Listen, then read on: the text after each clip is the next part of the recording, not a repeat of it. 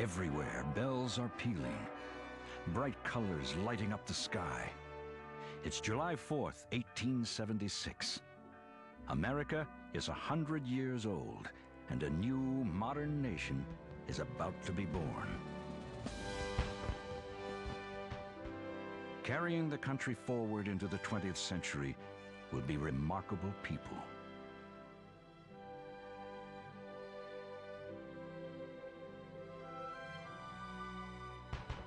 Americans will fight for liberty at home and abroad. They will see freedom challenged, freedom thwarted, and freedom won. After a devastating civil war, it's a boom time in America, and industry leads the way. 1 million men return home and immediately find work in the coal mines, lumber mills, iron forges, machine shops, and clothing factories, ready to rebuild the nation. The period between the end of the Civil War and the turn of the 20th century was a time of massive change in American life. Population rose tremendously and very fast. People were moving into the cities. There was lots of motion on the continent. Also, the speed of transport. You could move more quickly, both across the ocean to get to the United States and then across the continent by the railway, which was a major change that took place. The expansion of the railways was just tremendous after the Civil War. Americans love these iron horses, as they will all the machines that promise freedom. The railroads carry thousands of Americans west. Out of the wilderness, these new pioneers will carve farms and businesses, homes and churches. And out of this passage west, a determined new breed of industrialists, speculators, and financiers will make millions.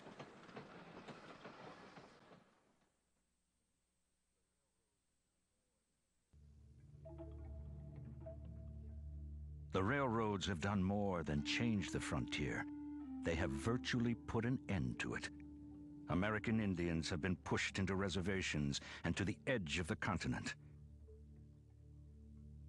The first Americans are in a war for their very survival, fighting to hold on to the last of their ancient worlds.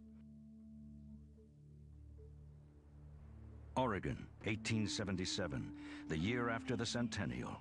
The Nez Perce, a small tribe that once welcomed Lewis and Clark and which proudly had never killed a white man, refuses to relinquish their land and move to a reservation. Rather than surrender to American troops, Joseph, their chief and a master military strategist, chooses resistance. Chief Joseph is a very fascinating person in history.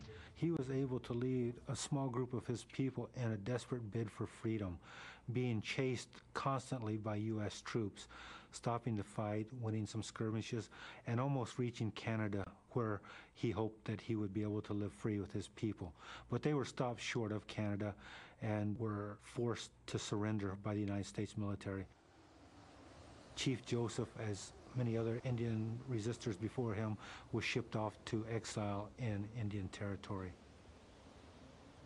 Chief Joseph, upon surrendering. I am tired of fighting. Our chiefs are killed.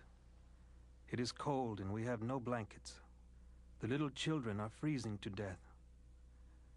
My people, some of them, have run away to the hills and have no blankets, no food. Hear me, my chiefs. I am tired. My heart is sick and sad.